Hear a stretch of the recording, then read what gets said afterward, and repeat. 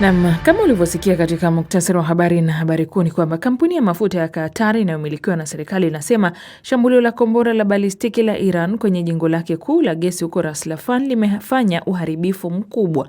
Qatar imekuwa moja ya nchi za Ghuba zilizoshambuliwa na Iran baada ya kituo chake kikubwa cha gesi cha Paz Kusini kupigwa katika shambulio linaloripotiwa na Israel.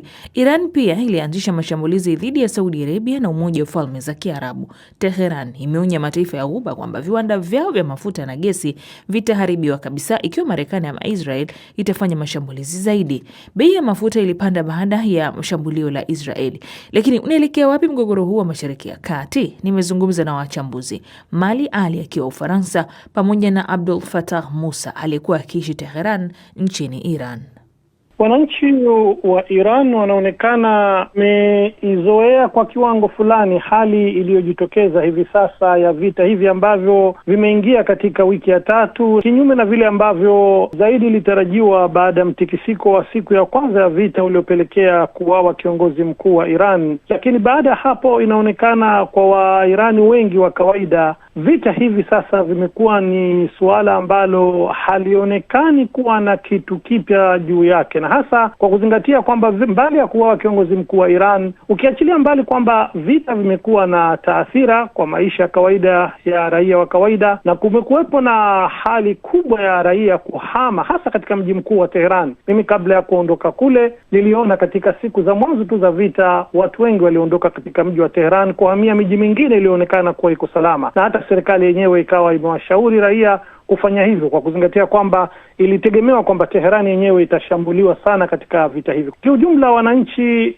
wamelipokea swala hili kama kitu cha kawaida, na ndio maana utaona hata jana Jumatano, wakati wa mazishi ya katibu wa Baraza la Usalama wa Taifa Ali Larijani, kamanda wa jeshi la kujitolea la wananchi Basij, na askari 84 wa jeshi la wanamaji ambao waliuawa katika shambulio lililofanywa na Marekani dhidi ya manuari ndogo ya Dena. Katika mazishi hayo wa Irani walijitokeza kwa maelfu kuaga hao ambao wenyewe wanaeleza kwamba ni mashahidi waliouawa katika vita hivyo. Kwa hivyo haya yanayoendelea kutokea hivi sasa kwa namna moja au nyingine yamekuwa yanazidi kuwapa hamasa raia wa kawaida wa Iran kuliko kuwavunja nguvu kutokana na hali inayoendelea hivi. Mali Ali, tumeona hapo Abdul Fattah amegusia kuhusiana na kuuawa kwa baadhi ya viongozi. Tunajua kiongozi mkuu Ayatollah Al-Khamenei, lakini Ali Larijani aliuawa, lakini pia kumekuwa kuna taarifa za waziri wa ujasusi Ismail Khatib naye ameuawa. Viongozi hao walikuwa na umuhimu kiasi gani katika siasa za Iran? Umuhimu wao ni kama umuhimu wa kila kiongozi katika mfumo wote wa uendeshaji.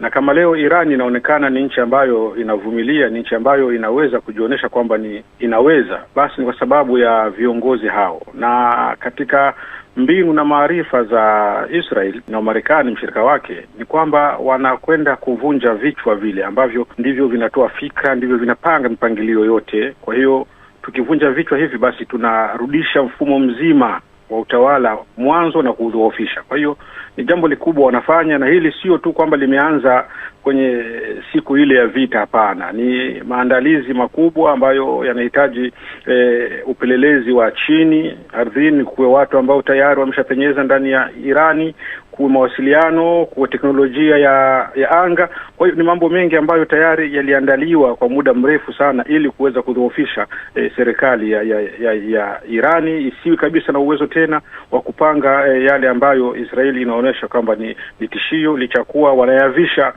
vitisho vya silaha za nyuklia, lakini haswa ni hofu ya Israeli katika eneo lile.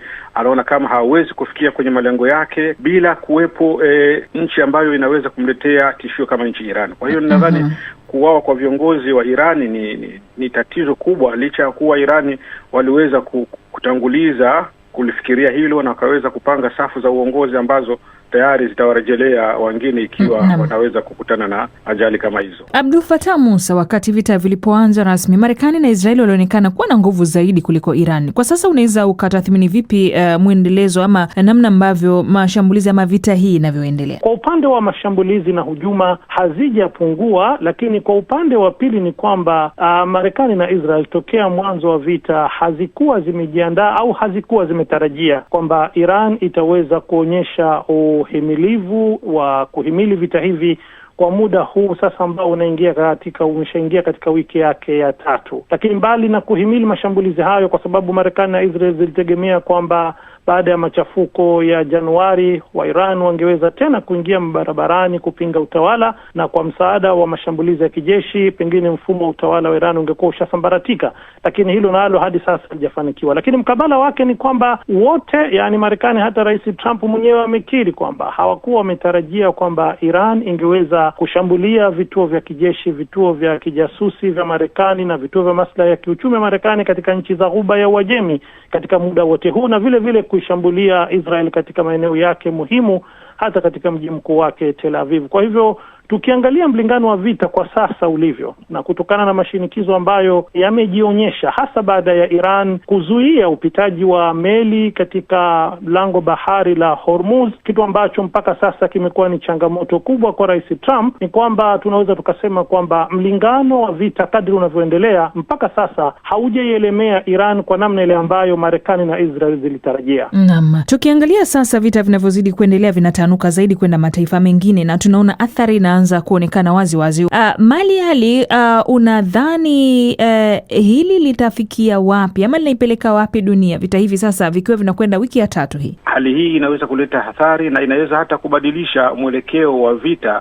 Watu wakafikiria kuelekea kwenye mazungumzo, na mwisho wa vita kwa kutumia silaha ukawa kabisa hauwezi kutabirika au kufikiwa, kwa sababu kama alivyozungumza ndugu yangu, kitizama yale mategemeo ambayo Marekani na mshirika wake Israeli walitegemea kwa kutumia nguvu za mwanzoni, leo nadhani sasa hivi hawaelewi yale ambayo yanayotokea, wameshajiingiza ndani ya vita. Kwa hiyo inabaki lawama sasa na kuonyesha kwamba watu wote wanatakiwa kuwaunga mkono, hali ya kuwa mwanzoni walijiona wao wanaweza na kuidharau nchi ya Iran. Kwa hiyo vita imekwenda kwenye eneo nyingine au hatua nyingine ambayo Marekani na Israeli hawakutegemea wala hawakufikiria kama Iran inaweza kusababisha hali hii iweze kutokea na watu wote sehemu zote duniani waweze kuguswa na kushughulishwa na swala hili la vita hii.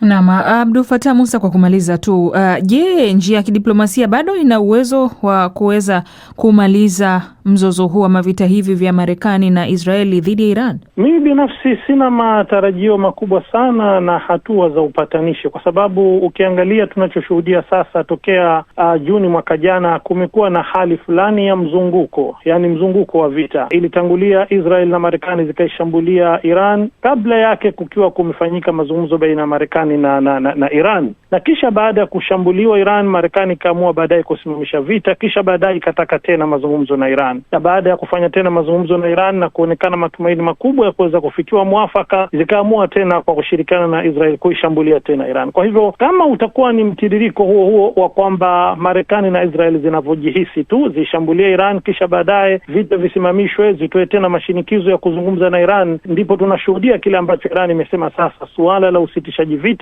haikubaliani nalo, inalotaka ni kukomeshwa vita dhidi yake. Hili suala la kukomeshwa vita kweli litaweza kuthibiti na hatimaye kupatikana suluhisho la moja kwa moja, hicho ndicho kitendawili. Hicho ndicho kitendawili. Abdul Fattah Musa huyo mchambuzi, lakini alikuwa akiishi Tehran kule nchini Iran, pamoja na Mali Ali kutoka Ufaransa, kwa pamoja tukiangazia nini hatima ya mzozo unaoendelea Mashariki ya Kati. Na hapo natamatisha matangazo haya ambayo yamesimamiwa na